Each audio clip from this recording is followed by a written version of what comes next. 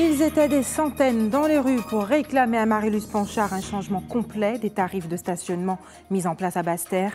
Médecins, professeurs ont rejoint les commerçants qui ont entamé cette fronde depuis quelques semaines. Suite au pic de violence avec l'assassinat de Yohan Equinox, la société civile était invitée à manifester cet après-midi dans les rues de Pointe-à-Pitre. L'appel n'a pas été franchement entendu, mais les marcheurs étaient déterminés à obtenir plus de l'État chargé de la sécurité. Sa réputation n'est plus à faire. L'école de danse de Liliane Bimon continue de former les meilleurs danseurs classiques de l'archipel. Aujourd'hui, c'est sa fille, Diane, qui assure la direction d'une école qui a vu le jour il y a 57 ans. Stéphanie Brudet et Maggie Bordelais proposent dimanche prochain à Grand-Bois-Gosier un retour aux produits naturels pour les cheveux. Nathalie Dinan et Moïse Dexter sont allés sur place pour comprendre le bel usage des produits du terroir dans les soins capillaires. Bonsoir, je suis ravie de vous retrouver. Depuis plusieurs semaines, la municipalité de Basse-Terre doit faire face à une véritable fronde. Celle-ci a atteint un pic aujourd'hui.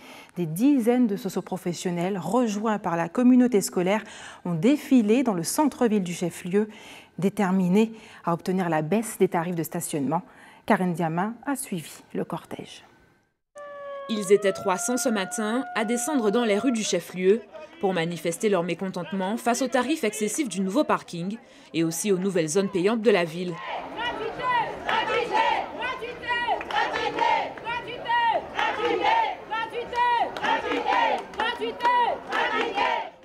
En tête du cortège, les commerçants, plus inquiets que jamais quant à l'avenir de leur commerce. C'est nos emplois qui sont en jeu, c'est notre avenir qui est en jeu. Je ne suis pas étonnée de voir autant de monde derrière nous. Il y a des pères et des mères de famille. Nous espérons qu'on va entendre notre cri de désespoir, notre SOS. C'est un SOS du monde économique vers nos élus. On leur demande de prendre conscience et de surtout entendre le cri de détresse des chefs d'entreprise, des socioprofessionnels, de tous les usagers qui sont derrière nous. Juste derrière, les usagers, eux aussi en colère, quant aux nouvelles dispositions prévues pour développer la ville. Ce que nous propose la mairie de Basse-Terre est absurde. Nous devons avoir une contre-proposition en tant qu'usagers, bien faire comprendre que ce que nous avons aujourd'hui, c'est une proposition d'impôt pour équilibrer des dépenses excessives et nous proposons que ce soit un outil économique, le stationnement.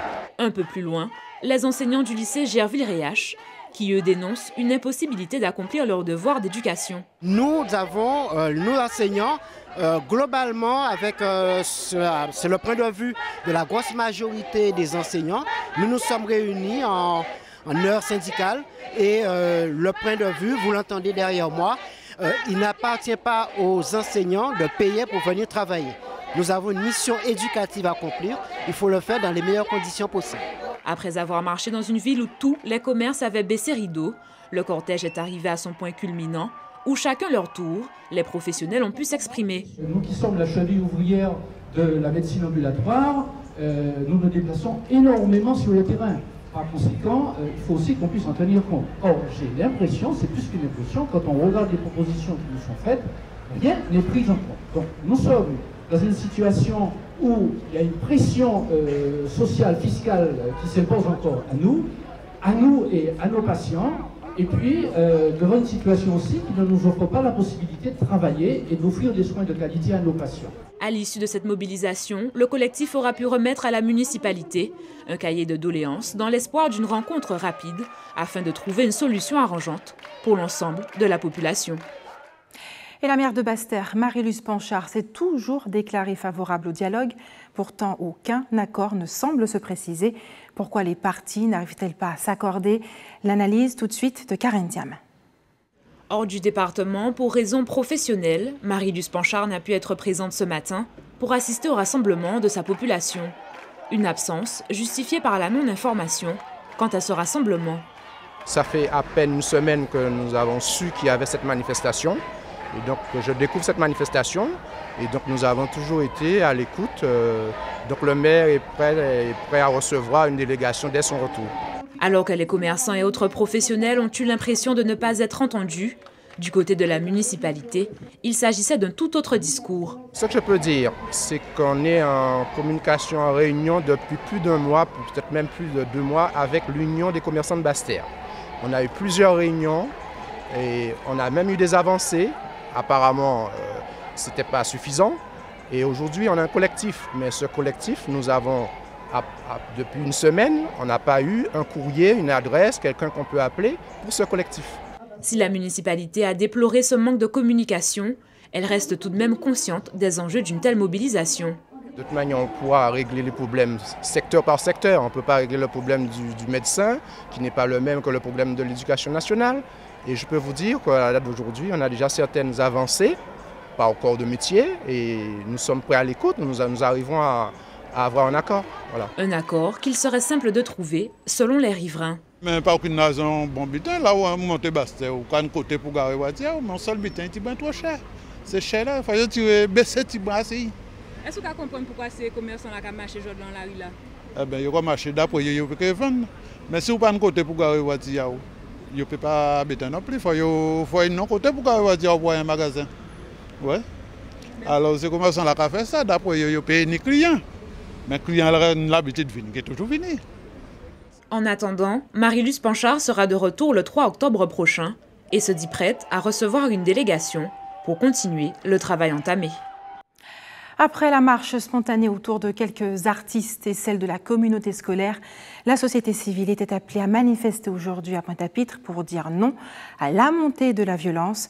Tout de suite, le reportage de Nathalie Dinan et de Moïse Dexter qui étaient sur place. Marchons main dans la main. Guadeloupe debout contre violence, visiblement le message n'a pas été entendu.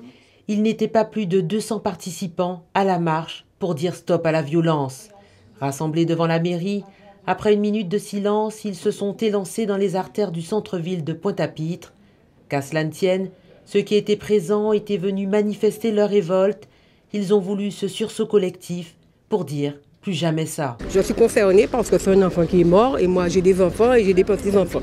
Alors je suis venue pour pouvoir marcher et pour dire non à la violence. Je suis venu pour ce collectif parce que je pense qu'à un moment donné, il faut dire stop et puis parce que ça ne peut plus durer. Est-ce que vous pensez que marcher, ça va changer les choses? Marcher, je ne suis pas persuadé que ça va changer quelque chose, mais c'est déjà un signe. Mais je pense qu'il faut un sursaut, il faut que tout le monde réagisse, peu importe, parce que je veux dire, c'est des phénomènes qui existent depuis un moment et on ne peut plus supporter. Je pense qu'on est arrivé à une limite et on ne peut pas aller au-delà. Une marche, une pensée émue pour Johan Equinox, mort il y a tout juste 1 semaine.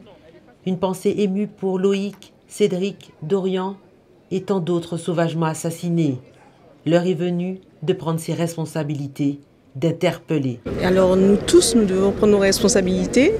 Je suis enseignante et c'est vrai que nous sommes tous responsables.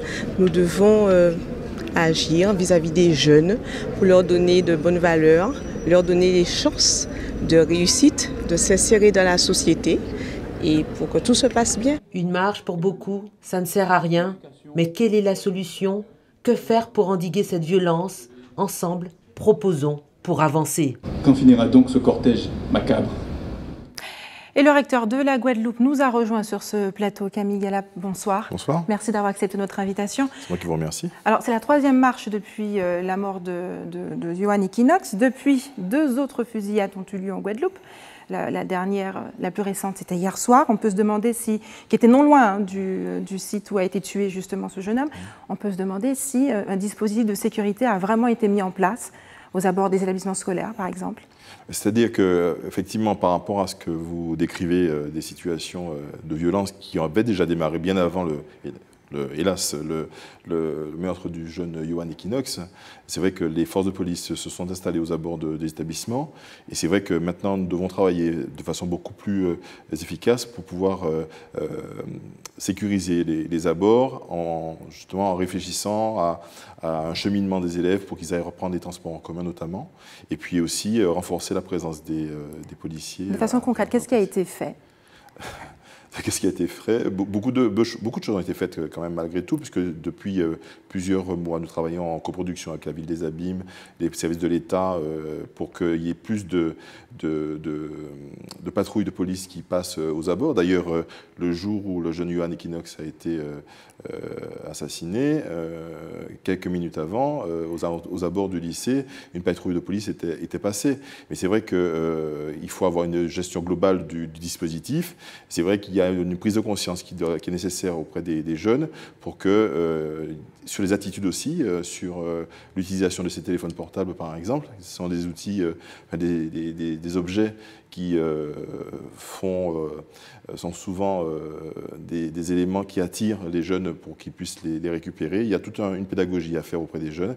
C'est ce que nous faisons au sein des établissements. C'est vrai que le climat scolaire s'est fortement amélioré à l'intérieur des établissements. Maintenant, nous devons travailler encore plus pour pouvoir effectivement sécuriser aux abords des établissements. Camille Galap, une grande réunion sur la sécurité était organisée en préfecture. Vous étiez à la table des discussions. Les élus ont proposé diverses mesures.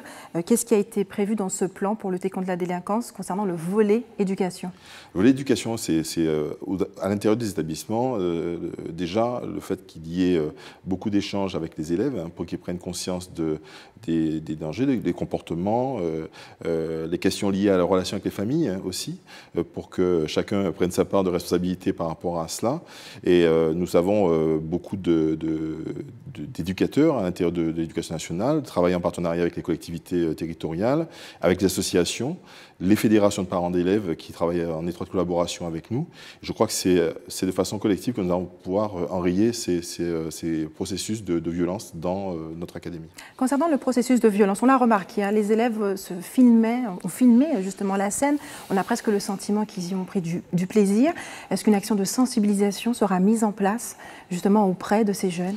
Ce sont des actions que nous menons déjà depuis longtemps. C'est vrai qu'il y a un gros travail à faire de conscientisation des jeunes sur les effets pervers de l'utilisation des téléphones portables, à filmer pas plus tard qu'hier. C'est vrai que j'ai vu des jeunes en train de se chahuter avec des téléphones portables pour filmer la scène.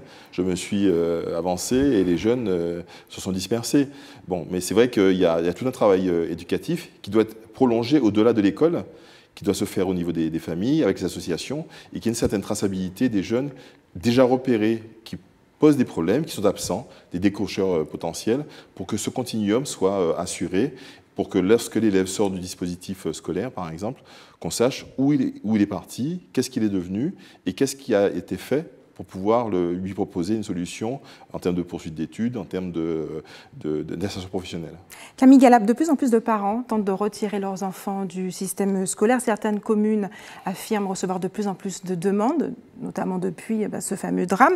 Est-ce que ce phénomène vous inquiète ? C'est-à-dire que nous devons rassurer les parents et nous devons mettre en œuvre un certain nombre de dispositifs pour pouvoir éviter cette hémorragie, ce départ de jeunes à l'intérieur des établissements. Mais je tiens quand même à rassurer l'ensemble des parents d'élèves qui nous écoutent ce soir, pour leur dire que tout est fait pour limiter autant que possible. Évidemment, le risque zéro n'existe pas. Ne peut pas m'engager à indiquer ce soir qu'il n'y aura plus du tout de drame, hélas. Mais en tout cas, nous faisons tout pour que très rapidement, il y ait des mesures concrètes qui soient faites à très court terme, à moyen terme et puis à très long terme.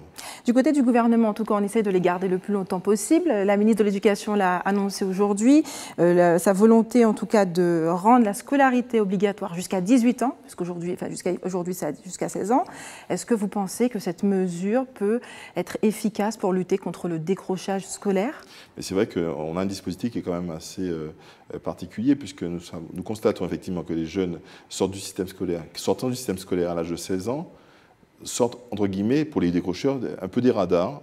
Et le fait de pouvoir les conserver le plus longtemps possible dans le système jusqu'à leur majorité, ça nous permet aussi de renforcer le dispositif éducatif pour pouvoir les accompagner et leur proposer des solutions au travers des différents dispositifs qui existent aujourd'hui. Il y a une réforme qui a fait beaucoup de remous, hein, c'est celle du collège. Concrètement, aujourd'hui, nous sommes quasiment au mois d'octobre. Quel est le bilan de cette rentrée au collège ? C'est une réforme qui a été préparée de façon assez importante l'année dernière, avec une formation des enseignants, un travail sur l'accompagnement personnalisé, la mise en place des enseignements pratiques interdisciplinaires. Mais dans notre académie, il y avait déjà un certain nombre de dispositifs qui existaient déjà, qui étaient déjà en phase avec la réforme du collège. Donc les choses se passent plutôt bien. Et comme comme je le dis assez souvent, cette réforme, elle démarre en 2016 et elle va s'installer progressivement et nous ferons des évaluations progressives de ce dispositif au fil des années qui viennent. Les syndicats s'étaient aussi manifestés concernant les suppressions de classes. Aujourd'hui, où en sommes-nous ? Moi, en tout cas, j'ai le sentiment qu'on a effectué une très bonne rentrée. Les moyens que nous avons pu récupérer compte tenu de la baisse démographique dans le premier degré ont été redéployés sur des dispositifs qui me paraissent très importants, qui correspondent à la politique nationale, notamment la scolarisation des enfants de moins de 3 ans. C'est un élément qui participe aussi à scolariser le plus tôt possible des enfants pour pouvoir leur proposer d'enseigner les fondamentaux.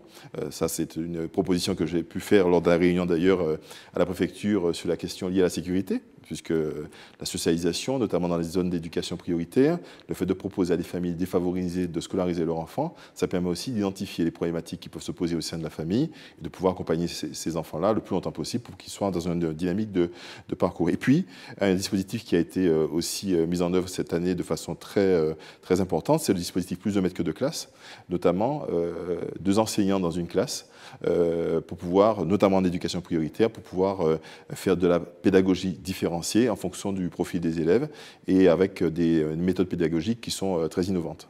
Merci Camille Galab d'avoir accepté de répondre à nos questions ce soir. Vous savez certainement que dans certains établissements des départements français d'outre-mer, les enfants sont obligés de faire des kilomètres pour aller à l'école, vous le savez. Oui. C'est le cas en tout cas en Guyane, c'était le cas pour les enfants du village Prospérité à Saint-Laurent-du-Maroni. Désormais, ils ont une école. Eh bien, on regarde le reportage d'Elsa Gonzalez de la TV Guyane. On regarde ensemble.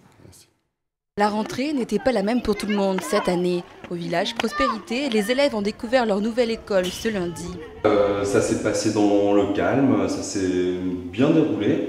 Même les petits qui ont habituellement pleurniche, ben là, il n'y a pas eu trop de pleurs le matin, donc on estime que ça s'est pas mal passé. Une toute nouvelle école attendue depuis une quinzaine d'années par les habitants du village et alentours. Plus besoin de se lever tôt le matin pour se rendre en classe, ce qui n'est pas pour déplaire aux enfants. Je suis contente d'avoir à l'école ici, merci. L'école d'ici, elle est trop cool.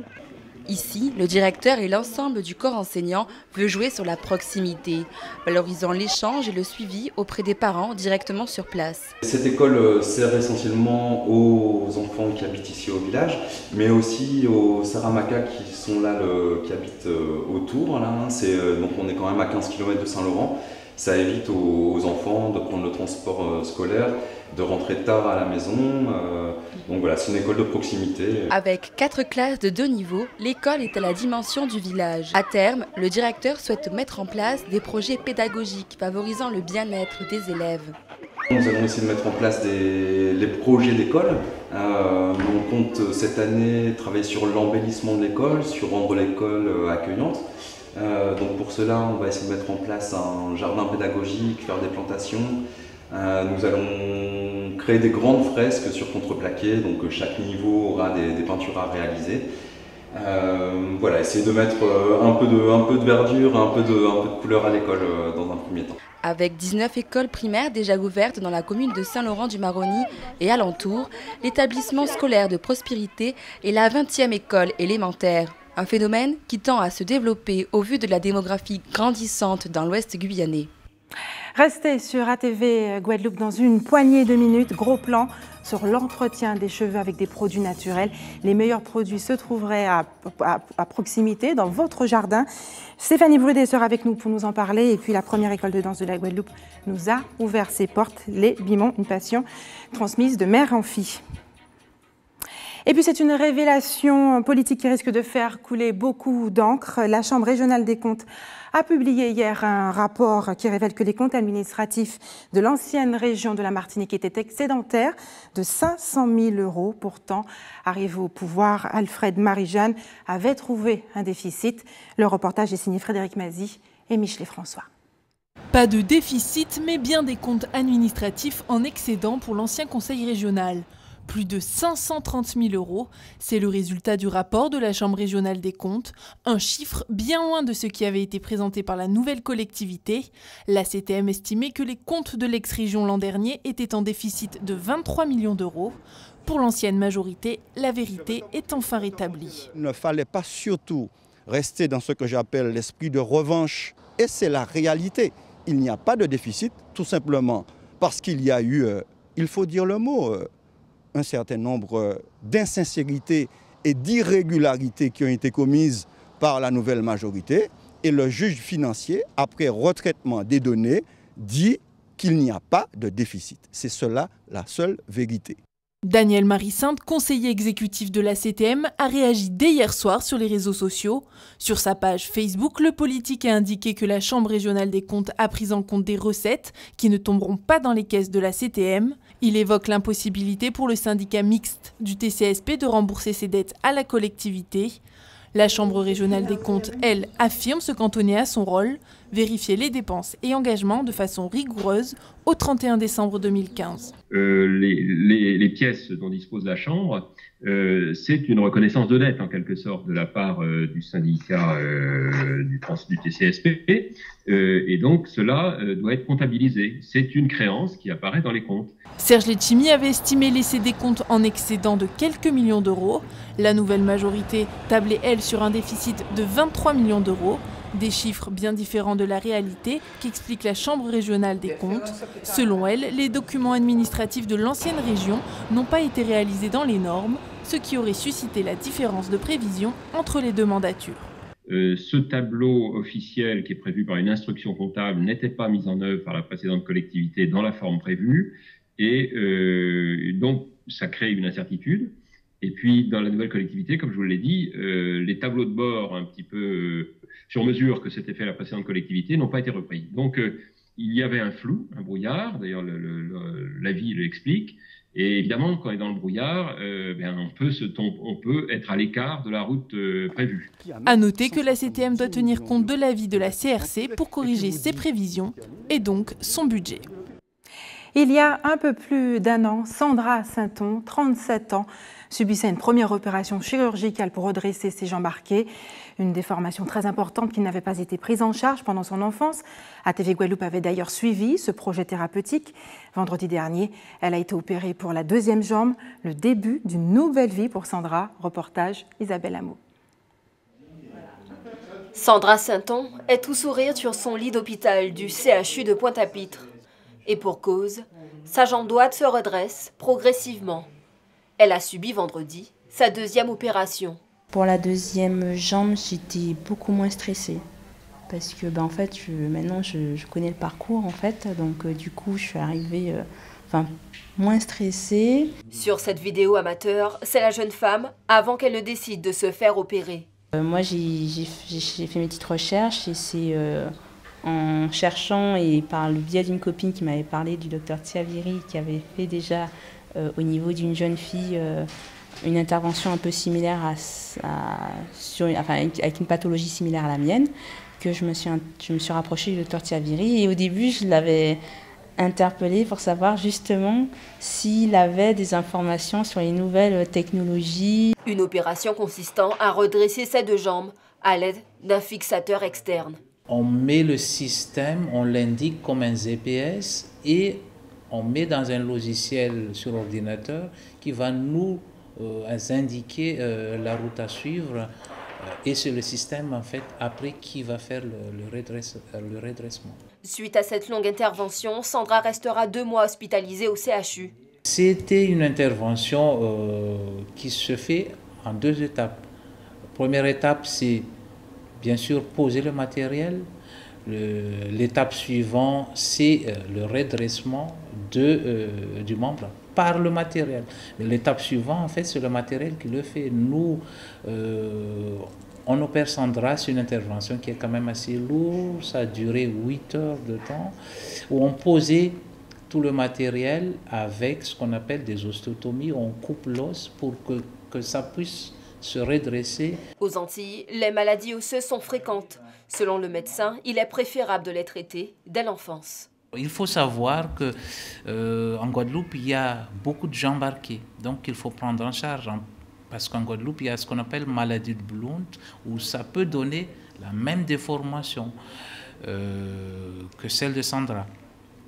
Sandra, c'est ce qu'on appelle une maladie osseuse constitutionnelle qui a donné une jambe arquée.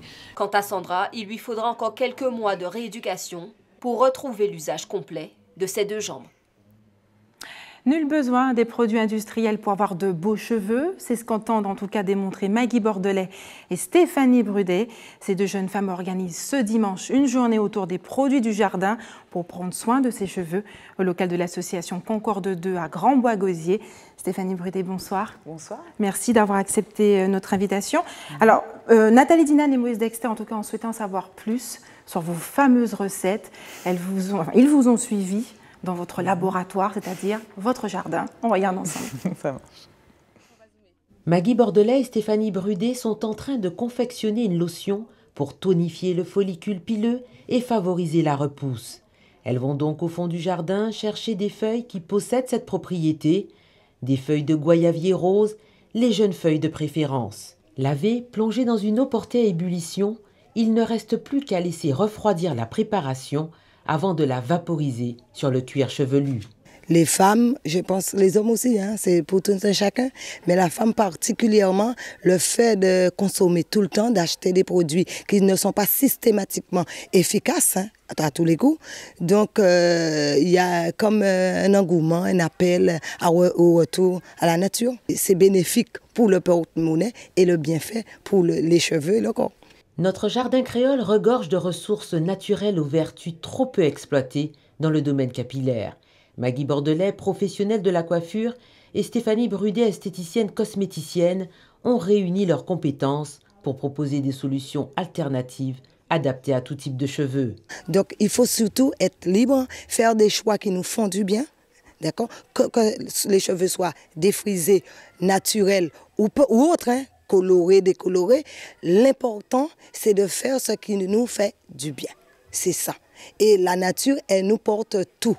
Donc, si on fait l'expérience, par exemple, qu'on a décidé de retourner à la nature, mais je pense systématiquement, ce sera normal de retourner aux cheveux naturels. Les deux femmes ne se sont pas arrêtées aux soins. Maggie propose des coiffures rapides pour les filles qui, à travers le coiffage du cheveu naturel, y voient une contrainte.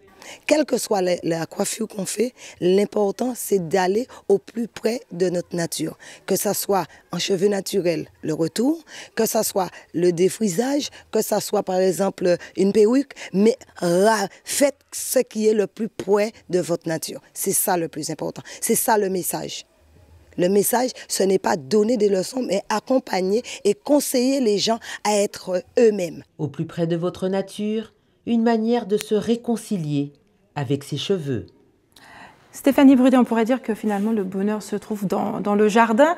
Vous êtes esthéticienne. Comment vous est venue l'idée justement de créer vos propres recettes? Alors, donc j'ai fait mes études en métropole. En revenant ici, j'ai redécouvert en fait des choses typiques de chez nous, des ingrédients notamment. Et voilà, je me suis intéressée plutôt naturellement, comme ma mère m'a plus ou moins transmis ça aussi. C'était des recettes de grand-mère? Oui, exactement, des recettes de grand-mère. Bon, vous savez, dès qu'il y a un rhume, dès qu'on prend froid, voilà, je vais mettre telle herbe, prendre ça, et puis je vais faire une infusion, et tu vas le boire, et ça ira mieux. Voilà. C'était un peu dans cet esprit-là que, finalement, de par ma formation, j'ai voulu peut-être, dans une certaine mesure, reproduire ça, en prenant les ingrédients du jardin pour prendre soin des cheveux et de la peau, puisque moi je suis esthéticienne, Maggie est coiffeuse, donc en fait on se complète sur une prise en charge globale en fait d'une personne au niveau de sa beauté. Mais justement, qu'est-ce qu'on trouve dans la goyave? Dites-nous, expliquez-nous. Dans la goyave, alors au niveau des principes actifs, on retrouve de la vitamine C, de la vitamine A. Donc, ce sont des principes actifs qui sont anti-âge, qui sont instables. Donc, la recette qu'on a vue, il faut quand même... Là, on l'a mis dans un spray transparent, mais si on veut le conserver, il faut quand même le mettre à l'abri de la lumière. Il y a aussi de la vitamine B qui permet de faire en sorte que les cheveux poussent dans de bonnes conditions. Il y a également des oligo-éléments. Voilà. Tous ces éléments-là, en fait, permettent de tonifier, de tonifier le cuir, voilà, tonifier, de fortifier le cuir chevelu et donc favoriser la pousse et stopper la chute des cheveux. Est-ce que vous envisagez d'exploiter justement cette filière et de la rendre à plus grande échelle, de commercialiser peut-être des produits par exemple à l'avenir? On n'a pas de prétention de commercialiser des produits, on est vraiment dans une démarche de transmission. Voilà, de la même façon que ma mère, mais la mère de Maggie aussi, c'est vraiment des recettes de tradition. On n'est pas, on pourrait très bien, oui, bien sûr, exploiter ça, mais on veut vraiment transmettre. On espère en tout cas que dimanche, il y aura beaucoup de jeunes. Parce que voilà, moi je suis jeune, Maggie aussi, hein, elle est jeune. On n'a pas envie de partir avec ça. Ce sont des choses qui sont de chez nous, c'est nos richesses qui sont disponibles. L'idée, c'est vraiment qu'on puisse en être conscient et qu'on puisse voilà, savoir qu'on a ça à disposition et qu'on peut l'utiliser pour prendre soin de soi. Y a-t-il une forte demande en Guadeloupe, justement ? On s'en rend compte en tout cas. En tout cas, dans l'air, moi je sens en tout cas que les gens ont envie de se rapprocher un peu plus parce qu'il y a le retour aux cheveux naturels qui effectivement encourage beaucoup ça. Les gens cherchent justement des produits, des ingrédients qui sont beaucoup plus sains et propres puisque voilà, les industriels utilisent quand même pas mal d'ingrédients pétrochimiques qui font que voilà, les personnes aux cheveux naturels cherchent peut-être des ingrédients plus sains. Vous le dites à vous-même, on ressent cette tendance au naturel, même dans l'alimentation, pour les produits capillaires, cheveux de la peau. Sont-ils vraiment efficaces? Bien sûr, mais les produits industriels se basent sur ça avant tout pour pouvoir nous proposer leurs produits. C'est leur source, donc si on va à la source, c'est forcément efficace. Alors quel sera le programme justement dimanche? Vous serez au local Concorde 2 de Grandbois à Gosier? Alors le programme, on va parler dans les grandes lignes. Donc, il y aura des démonstrations de coiffure par Maggie, donc des coiffures en minutes réalisées sur le public parce que les modèles seront tirés au sort parmi le public. Donc on invite tout le monde à venir avec les cheveux propres et voilà et ouverts.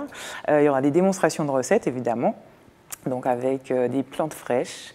On aura des stands donc, de marques qui proposent des produits artisanaux, faits main et innovants, notamment le beurre de mangue, des produits à base de marc de café, avec ce qu'on appelle la pâche à coco. Quoi d'autre? Il y aura un stand aussi de customisation de perruques. Puisque voilà, l'idée c'est vraiment pour nous de transmettre et aussi faire en sorte que les gens s'approprient leur beauté, de faire en sorte qu'ils soient conscients en fait de leur singularité, qu'ils se sentent libres de porter leurs cheveux, de prendre soin d'eux. Alors ils ont la nature, ils ont autre chose, mais ils ont surtout la nature, et ils ont leur propre nature. Et voilà, de mettre ça en valeur, simplement d'être eux, d'être libres. Est-ce que ces stands s'adressent à toutes les femmes? À toutes les femmes, à tous les hommes, à toutes les textures de cheveux. Maggie coiffe tout type de cheveux, sur cheveux crépus, bouclés, donc naturels, défrisés, des tissages, des tresses, voilà. Les locks aussi d'ailleurs, vraiment tout type, toute texture de cheveux. Stéphanie, il y a un point sur lequel vous insistez, c'est la liberté. Pas de discours culpabilisant. Finalement, les femmes sont libres de faire ce qu'elles veulent avec leurs cheveux. Bien sûr, ça. Oui. Pourquoi nous conditionner à devoir ressembler à un modèle imposé? Non, nos cheveux poussent naturellement avec une certaine texture, qu'on apprenne à se l'approprier, à en prendre soin, à faire en sorte qu'il soit beau. Un beau cheveu, c'est un cheveu qui est en bonne santé.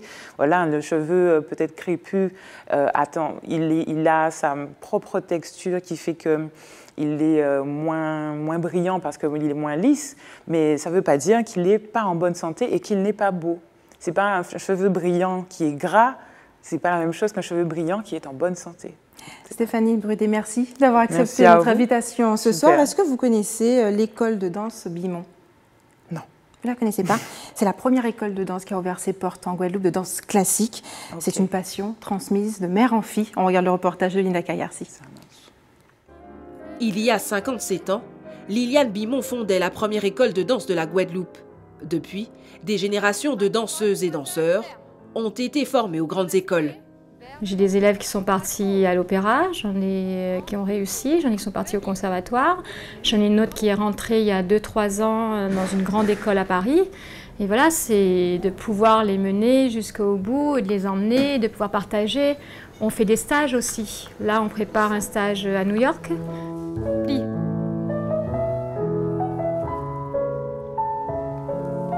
Un, deux, redresse. Alors, le premier jour, on se perd toujours dans les premiers pas, mais après, c'est C'est comme une petite plume qui descend sur un oreiller. Bah, c'est super, et surtout Diane est super gentille et à chaque fois j'apprends des nouvelles choses. Tu as eu le premier prix en classique, voilà. Donc cette année, il va falloir faire mieux. Tu te sens prête à relever le défi? Ah oui. Aujourd'hui, c'est Diane, la fille de Liliane, qui a repris la direction de l'école, avec la même passion et rigueur pour la danse. On commence vraiment les bases à partir de 8 ans. D'accord. Et après, évidemment, il y a plusieurs années de formation avant de devenir vraiment une danseuse. Il faut persister et être là sérieusement au moins 2 fois par semaine. Parce que c'est vrai que les élèves viennent de temps en temps 1 fois, mais 2 fois, c'est ce qu'il faut. Doucement, 3 et 4, 5 et 6, 7 et 8. Relevez 1, posez, pliez 2. Relevez 3, posez, pliez 4. Relevez 5. Ici, le classique n'est pas la seule discipline enseignée.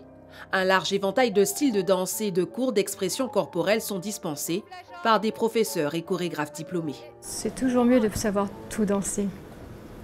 Et oui, pouvoir montrer ce qu'on a en nous, l'âme. Danser sur scène, c'est... je ne sais pas comment je vais vous l'expliquer, mais... Quand on danse en classique, en contemporain ou en moderne, c'est 3 styles différents. Et oui, c'est bien de pouvoir essayer toutes les danses. Depuis plus de 2 ans, les spectacles et les récompenses de l'école sont à la hauteur de la recherche de perfection qui animait Liliane Bimon. Et il faut avoir cette rigueur pour que les élèves puissent aller très loin, surtout quand on les emmène à un concours, puisque chaque année, depuis l'année 2010, on fait des concours tous les ans, le concours régional. On a eu de la chance jusqu'à présent d'avoir des élèves qui ont eu le premier prix national pour pouvoir partir ensuite en métropole et aller plus loin. Il y a un spectacle aussi en fin d'année, donc 2 spectacles même des fois, puisqu'on fait un hommage aussi en janvier. Et ensuite, on a le grand spectacle de fin d'année où ça rassemble toutes les chorégraphies, toutes les disciplines de l'école de danse. Et c'est vrai que les élèves n'attendent que ça, de pouvoir danser, de pouvoir être sur scène et montrer ce qu'ils ont fait pendant toute l'année. Et voilà, quoi, c'est une passion. Bras gauche. Petit plié 1, tendu 2, petit plié 3, tendu 4. Relevez. Pour cette nouvelle rentrée 2016-2017, l'école de danse Liliane Bimon conserve sa même feuille de route qu'il y a 57 ans, proposer à l'élève danseur une solide base technique, mais aussi et surtout faire perdurer le plaisir de danser, de progresser, de se dépasser. À vos stylos maintenant, c'est l'heure des informations pratiques. Faites des réserves d'eau si vous habitez au Moule.